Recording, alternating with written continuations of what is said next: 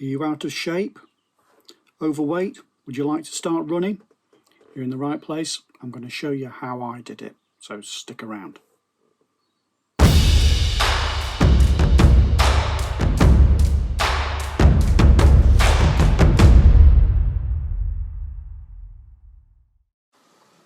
Today's video is brought to you in association with Acilis by Spritzer, the natural silica-rich bottled water from the Malaysian rainforest that research has revealed removes potentially neurotoxic aluminium from the body. To find out more and buy some, visit runadventurer.co.uk/water. Okay, who's this video for? Well, it's for whether you're just starting out, not run before, would like to start. It's for people like me who had been runners for, I've been running now for 30 years, but was circling the drain, effectively approaching the point where they're going, I can't do this anymore. Are you struggling to train, struggling to get the volume in, getting slower and slower? It's also for people who are just stagnating. They've perhaps tried one of these 0 to 5k type things, and which just spits you out, being able to run for 20-30 minutes, and then you're struggling to move on from there. Okay, so let's dive into it. First off, where should we start? Well, this plan will basically start you from nothing and to carry you all the way through to being able to run 50 miles a week if you want. We'll start with weight loss. I suspect a lot of people are looking at this going, I need to lose weight. And okay, so if you are a few kilos overweight, 3-4 kilos overweight, great. Just getting more active is gonna make you lose that weight. However, if you're like me, I was 26 kilos overweight, and I've yo-yo dieted, and if that's you, just exercise. I don't care what they say. Just exercising is not going to do it. You're not going to lose the weight by just exercising. I've done another video about keto. So basically, in summary, I would say if you're carrying a lot of weight, you'll have insulin resistance. Your insulin levels will be too high, and they're always too damn high. And so when your insulin level's high, you can't burn fat.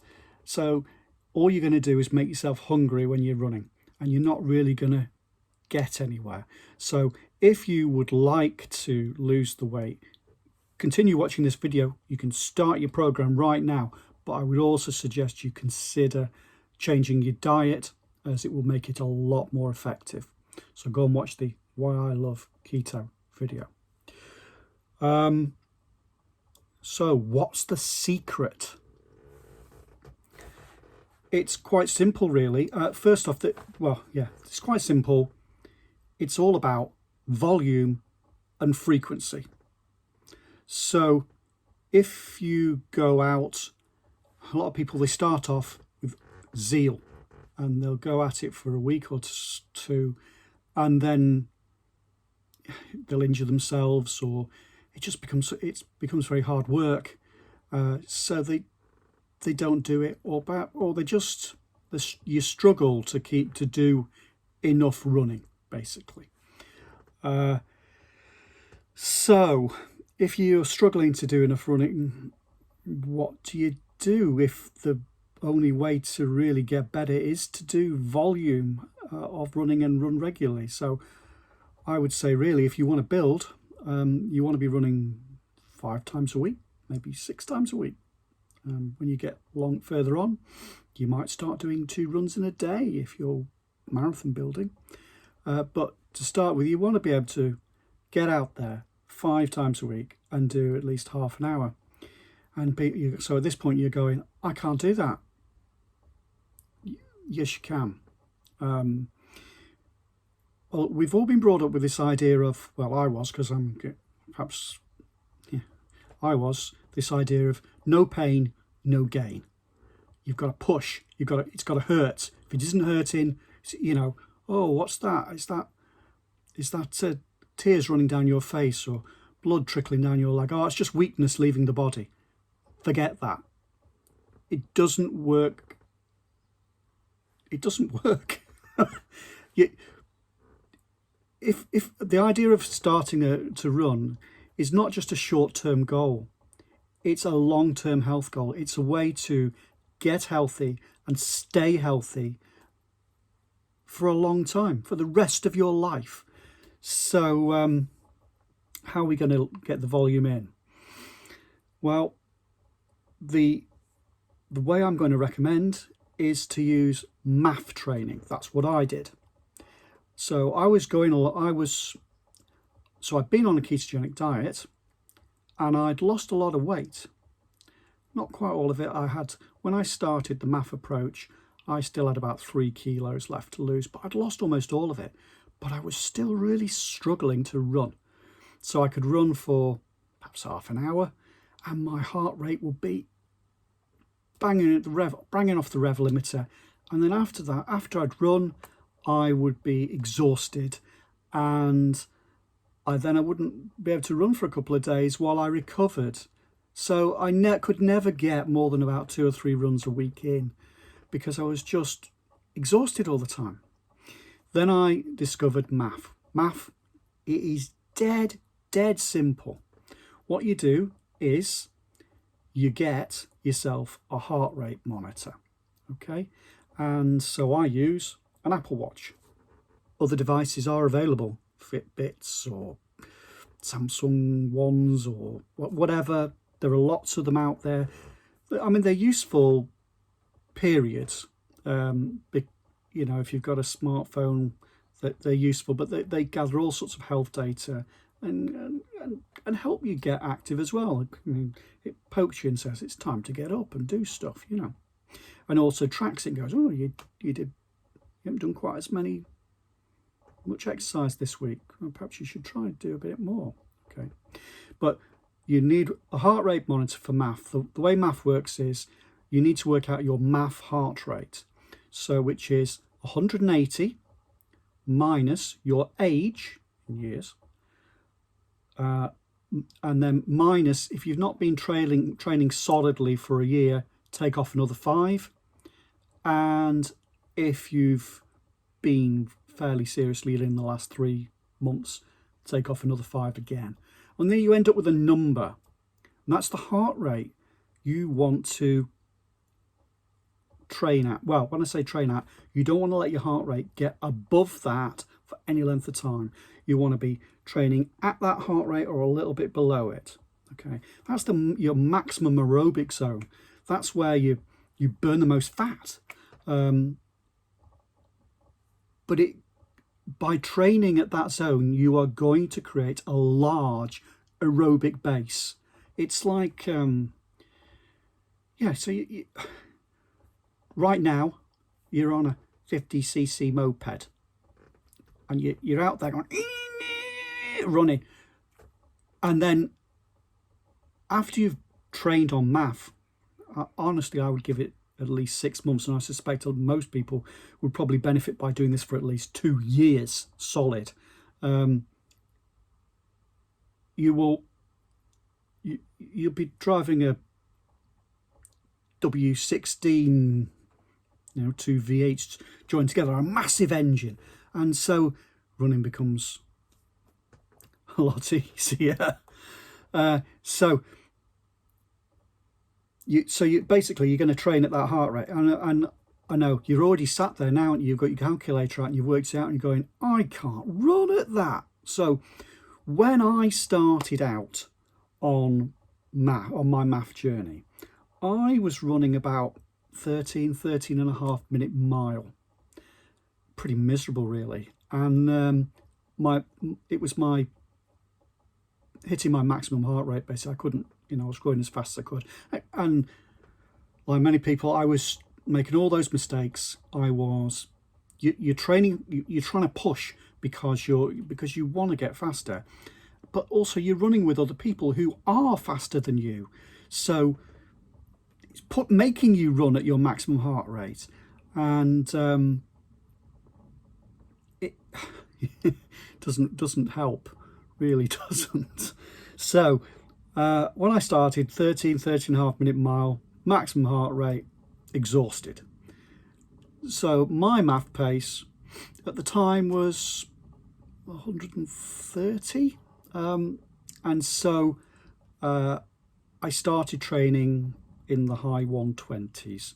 And when I started, I was doing about a 14.5 minute mile back in January 2019, which feels very slow. And if you're just starting out, if you haven't run before, the likelihood is you're not running. What you'll be doing is a fast walk, and that's fine. Stick with it. I mean, it's worth walking briskly for a month. More. You run, go at that heart rate, go regularly, go 5 times a week. So if you're just starting out, half an hour. For me, I was already able to run. So I'd been running about 3 miles. So because I was running at a more comfortable heart rate, I upped that. So instead of running for 30 minutes, I was running for 50 minutes or 60 minutes even. And so I was getting a lot more volume in. I was also able to train day after day after day. So I'd have, typically 3 days on and a day off, and then a couple of days on and then a day off. So, and then keep going like that. So 14.5 minute mile when I started out. A month later, at my MAF pace, I was able to do an 11:47 after a month. So I've been stuck at doing a 13.5 minute mile, being exhausted. And after just a month of training at my MAF pace, I was able to run comfortably, much faster than I had been, flat out only a month or so earlier. After another month, 11:09, then another month, 10:51, another month, 10:47. So over a period of 6 months, I've dropped by 3 minutes a mile easily. And also the volume, I was able to do a lot more training. So I'm building over the course of 12 months. I built up and up and up from struggling to do 9 or 10 miles a week to be able to run 40 miles plus. Puts you in a really good place. So that's it. It's really not that difficult. So the important thing, so that the key takeaway is run at your MAF pace. The people, you can't polish a turd. Sorry, but it's true. If you forget about interval training, hill repeats, tempo, all that stuff, forget it. Once you've done 6 months, 12 months of MAF, then add in one of those sort of sessions because that will improve your running efficiency. But you've got to have got the aerobic base first, otherwise you're wasting your time. What else? Okay, one other thing I didn't mention before was you may be looking at this going, I really like to do this, but I'm injured. So perhaps you've got Achilles pain, perhaps you've got tendonitis, knee pain, whatever it is. I mean, I was suffering with foot pain and Achilles pain. And so I switched to Hoka shoes. You might want to go and watch my video about why I love Hoka shoes. I'll just summarize it. Basically, they provide a lot more support, which allows you to train, get more volume in and avoid injury. So if you just want to avoid injury, I would suggest if you run on the road, having a look at a Hoka Clifton. If you run a mixture of road and trail, perhaps a Challenger.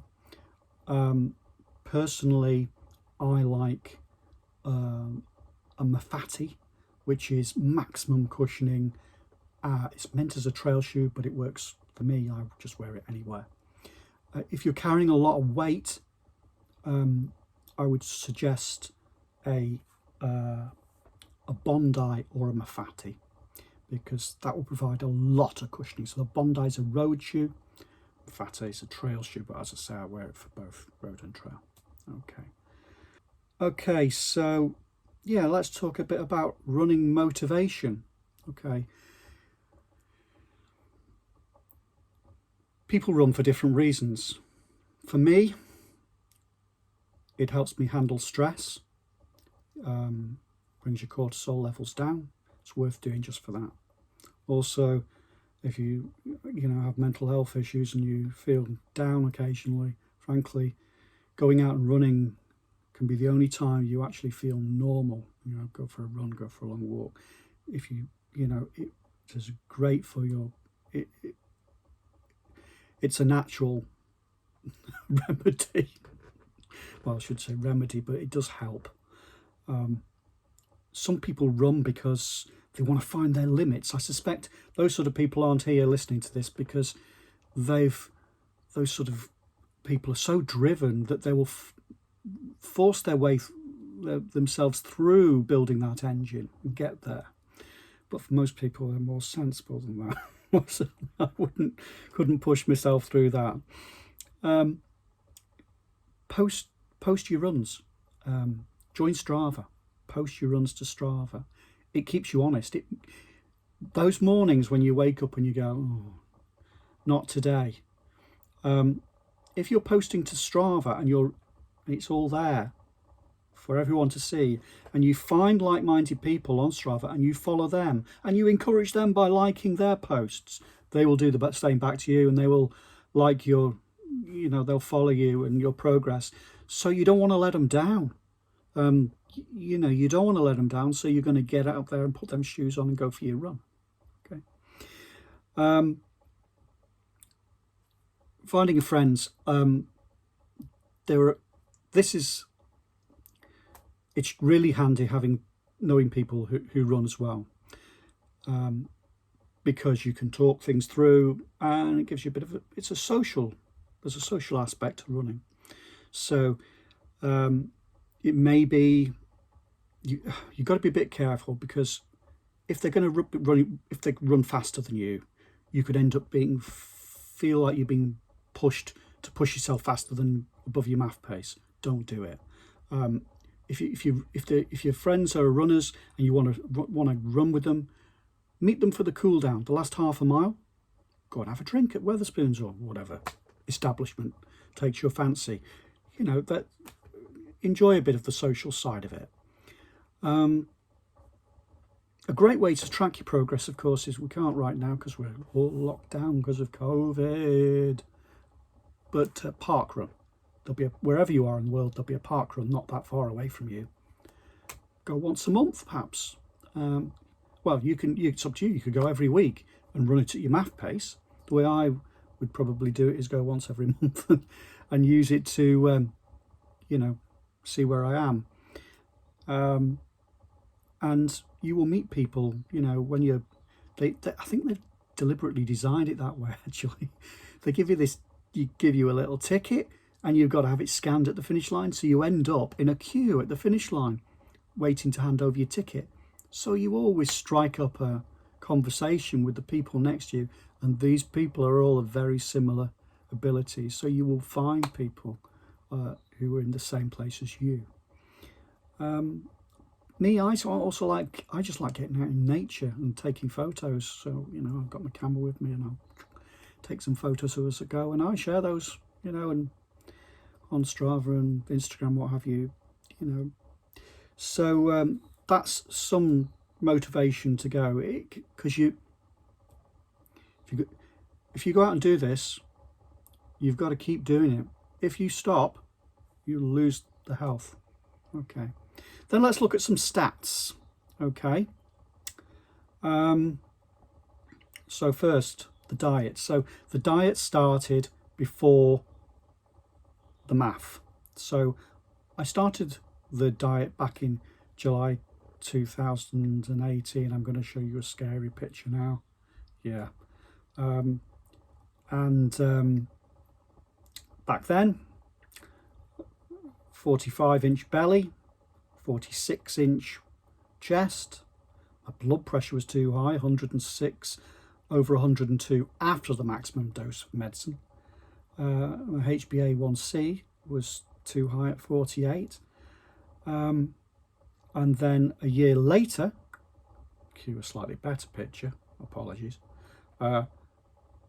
belly was down to 35, chest was down to 38, weight was down to 83 kilos, BP was 121 over 65, HbA1c was down to 30. So as you can see, you can get but that's a combination of the two things. So I started the diet back in July 18, and I sort of reached steady state by the following July. I started the MAF training in the January, and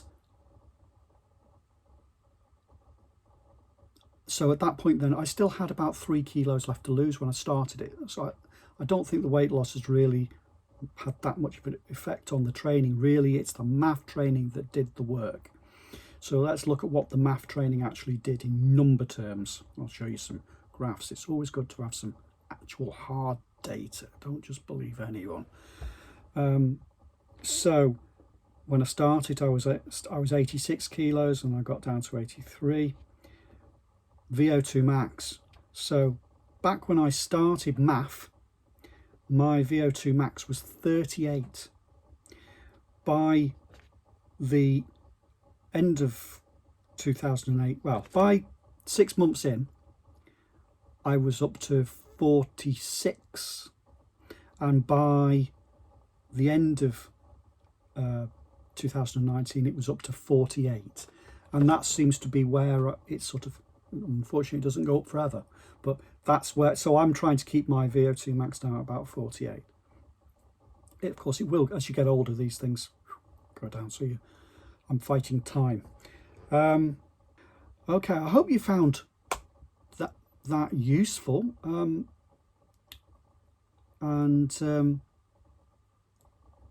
as I'm not an expert, this is just my personal experience, and I'd love to hear your results. So did you try this approach?